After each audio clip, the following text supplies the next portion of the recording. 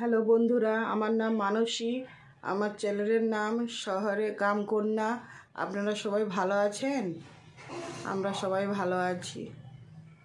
Hello hello বন্ধুরা, আমি ইডলি চাটনি বানানোর জন্য বাদাম ভেজে নিচ্ছি।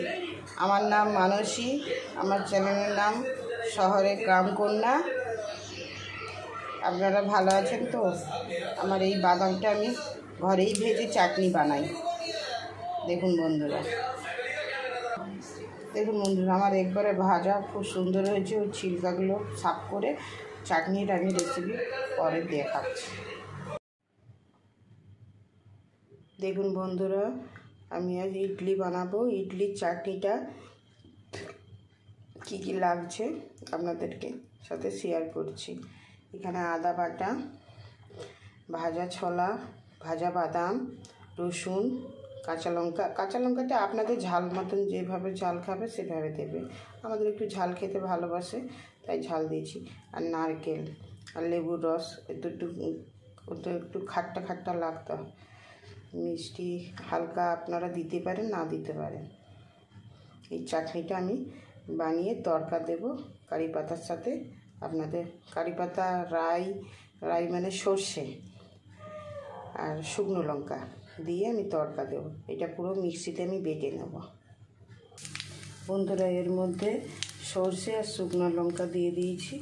এবার কারি পাতা দেব। এবার কারি পাতাগুলো বেটে ভালো করে একটু নাড়াচাড়া করে বাটাটা, এইটা বাটা হয়ে গেছে, এটা একটু ঢেলে দেবো। দেখুন বন্ধুরা, আমার হয়ে গেছে। এবার লেবুর রস দিয়ে দেবো। যে যেমন টক খাবেন সে সেইভাবে দেবে। দেখুন বন্ধুরা, আমার এটা হয়ে গেছে। দেখুন বন্ধুরা, আমি এই ধোসাটা বানিয়ে নিচ্ছি। আজকে ছেলে বলছে কি মা আজকে প্লেন ধোসা করো, নাহলে ওরা মশলা ধোসা ছাড়া খেতে চায় না। আজকে বলছে কি মা আজকে একটু প্লেন ধোসা খাবো চাটনিটার সাথে।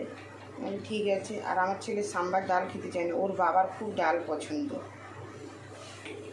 বন্ধুরা, চারিদিকে একটু পুরো পুরো ভাব আসবে তখন এইভাবে তেল ছড়ে, যে যেমন তেল দেবে, যেন না ওর বাবাকে দিচ্ছি তো তেলটা একটু কম দেবে। তাহলে আপনারা তেল যে যেমন খেতে চাইবেন। দেখেছেন কি সুন্দর উঠে গেছে। গরম গরম চাটনি দিয়ে না ধোসা খেতে খুব ভালো লাগে।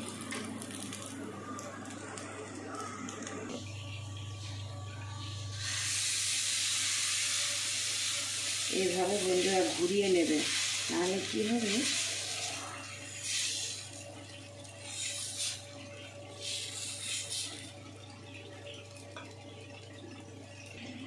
দেখুন বন্ধুরা একটু তেল ওর মধ্যে ছড়িয়ে দিতে হবে, তাহলে টেস্টটা ভালো হবে। বুঝেছেন খুব সুন্দর।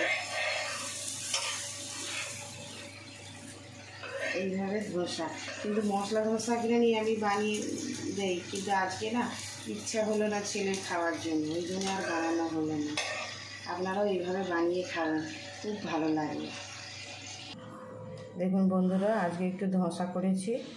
তো মশলা ধোসা মেয়ে খেতে পছন্দ করে, ছেলেও পছন্দ করে। আজকে বলছে প্লেন ধোসা করো। আচ্ছা ঠিক আছে। তো এই প্লেন ধোসা, এই চাটনি, সাম্বার ডাল আর করা হয় না, দেরি হয়ে গেছে। এবার দাদাভাই খেয়ে বলবে কেমন হয়েছে।